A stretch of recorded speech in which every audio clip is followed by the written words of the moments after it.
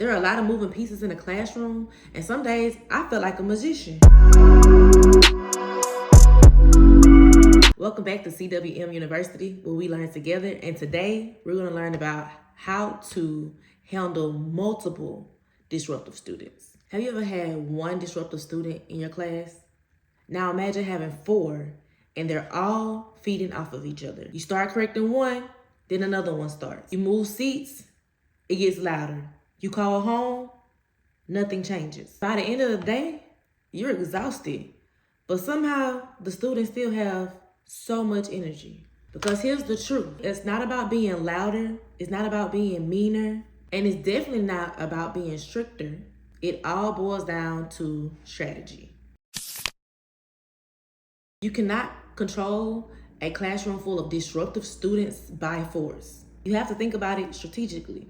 There are a lot of moving pieces in a classroom, and some days I feel like a magician, constantly moving different parts of the classroom until I can get the environment where it'll be safe and conducive to learning. But what I realized was having that many disruptive students in one class, I had to win somebody over.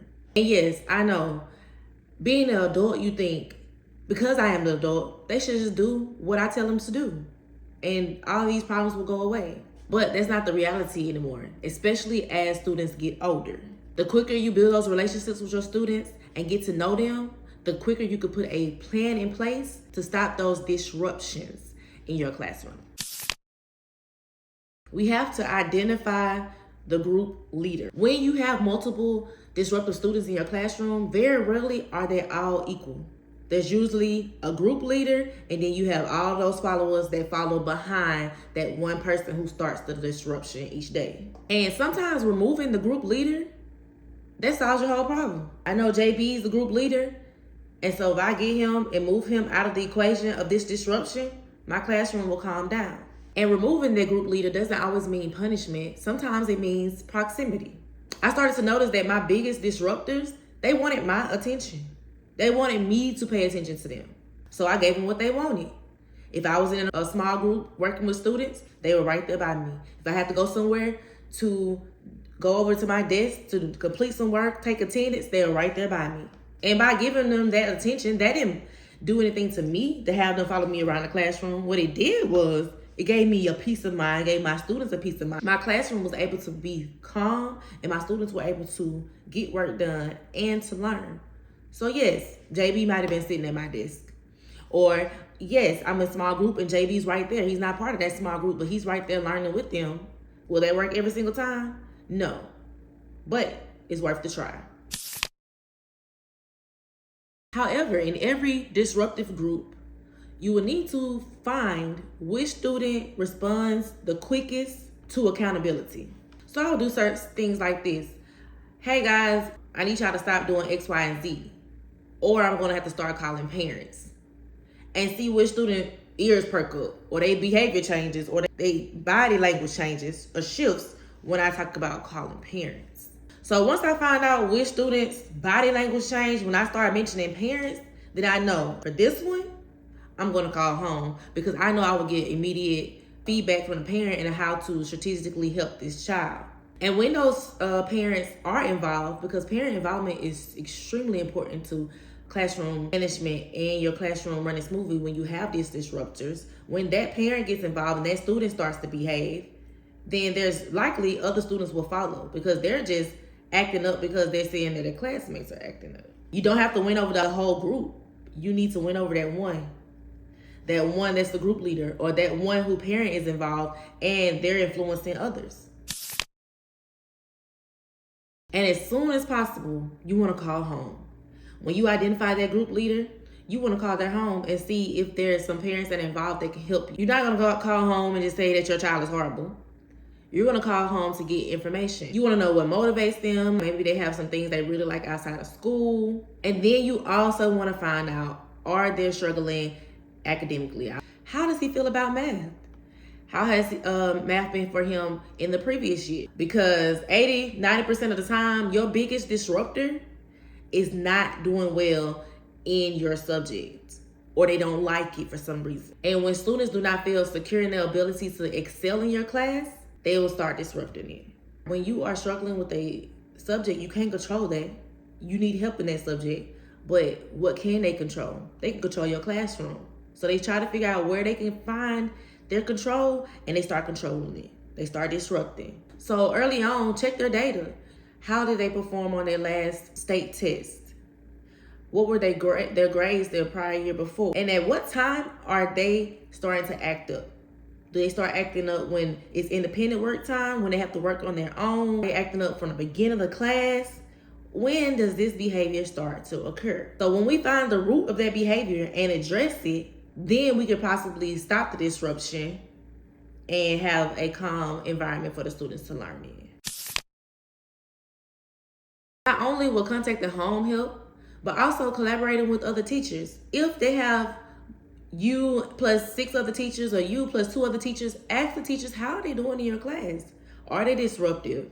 How is their behavior? How are they excelling academically? Because if they behave in other classes, but not your class, that's important to know.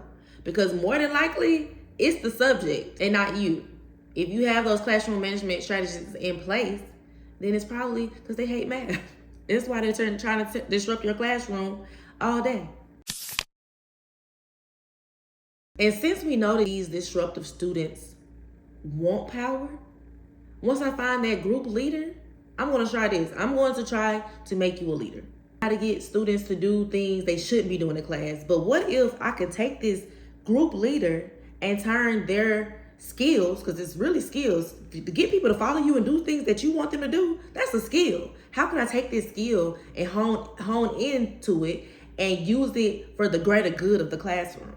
So what I try to do, I will either make them the line leader, I will try to make them the technology manager, where when I needed help with the computer or moving slides or starting timers, I would have them do that, or make them in control of something in the classroom. Your job is to make sure that all the markers stay where they're supposed to be. All the pencils are sharpened. All the papers are stacked up neatly. If I find a job that they excel at and they can lead at, I publicly thank them. Thank you, JB, for holding the door. Thank you, JB, for leading our line correctly and having everybody follow you in a calm manner. And I promise you, once you tap into those leadership skills and get them on the same page as you, they're going to take their job seriously. If they're supposed to be holding the door every time you go somewhere in the building with your class, you will never have to remind them. Because they know, they'll tell students, no, you can't hold the door. I'm holding the door. That's my job. When you can make a student feel important in your classroom and needed in your classroom, they behave a lot differently. Since we're playing the long game, we're strategically moving pieces to get all of these disruptive students to not be disruptive. There's different things you're going to have to try.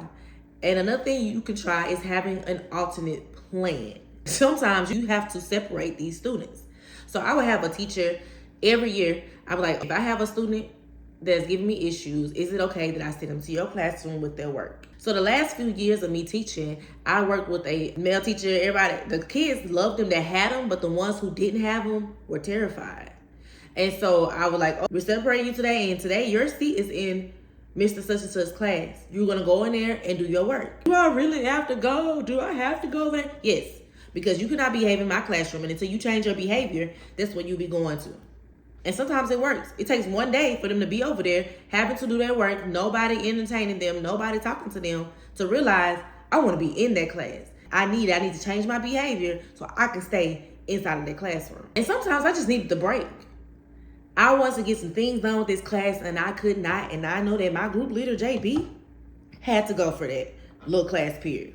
30 minutes going to this other classroom that I've already talked to the teacher about why they're coming over there. And at a certain time, send them back. But I had to get through what I need to get. And make sure when you tell the students that you're going to send them somewhere, do it. Be a person of your word. It makes you more reliable, gives you points of, if she says she's going to do something, she's going to do it. I'm not going to threaten that I'm going to send you over there. I'm sending you. This is what's going to happen if this behavior continues. Always keep in mind, consistency matters. Being reliable, being constant matters in how you run your classroom, and being predictable for the students. A predictable environment equals safety for the students. Get your admin involved. I personally did not do good at that while I was teaching. I tried to handle everything I could in my class without trying to bring admin in it.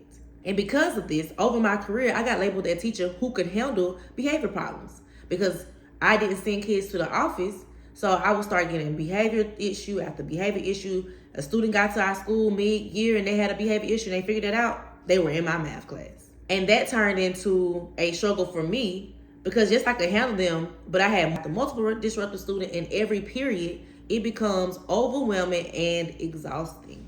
If I can give you any piece of advice, go to your admin. Let them know what's going on in your classroom. Let them know what you have tried because they're going to ask you, what have you tried? Have you called home? Have you tried to move their seats? Have you tried X, Y, and Z?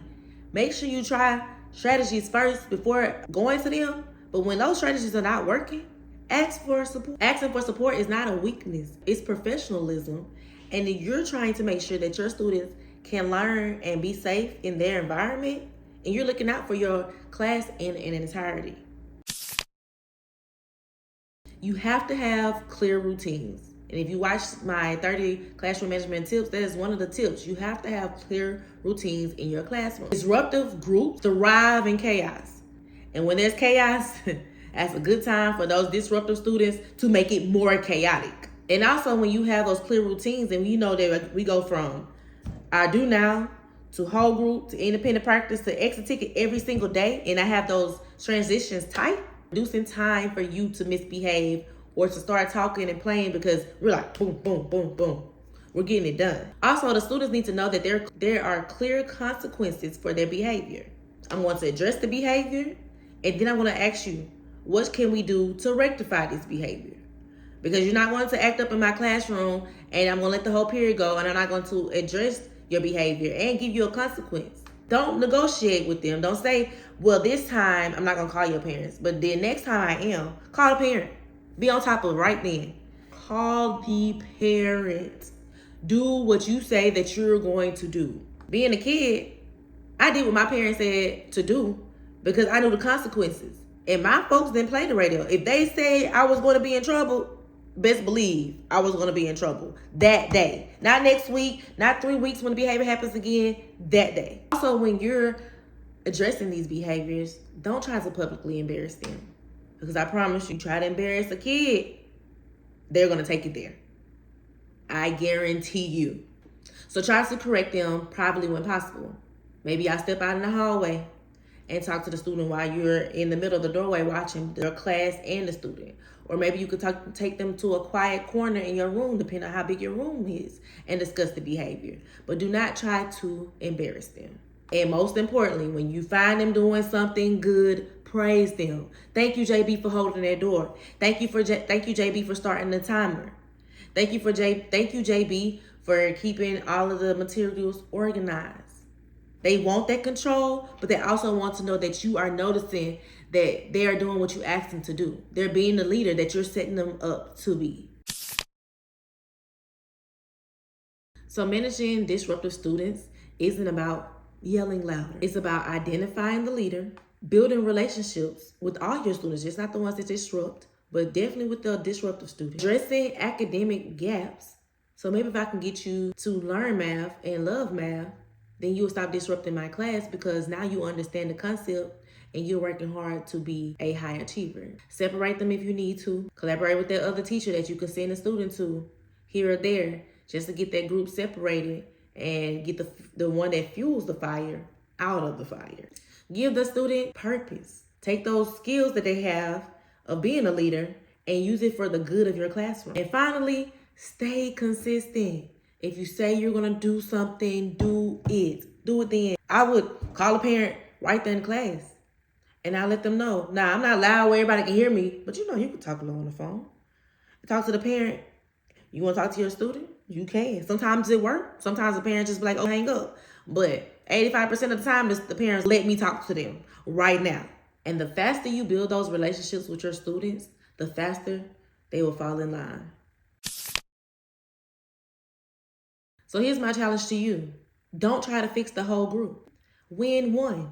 Identify that leader. Give them purpose. Have an alternate plan in place just in case. And remain calm while this is happening in your classroom. Because students feed off of your energy. If this video helped you, give it a thumbs up. Share it with a teacher that it could help. If you have any suggestions on how to deal with a class that has multiple disruptive students in it, leave that comment below. And if you haven't subscribed, please subscribe. It does help out my channel. And you already know. Until next time.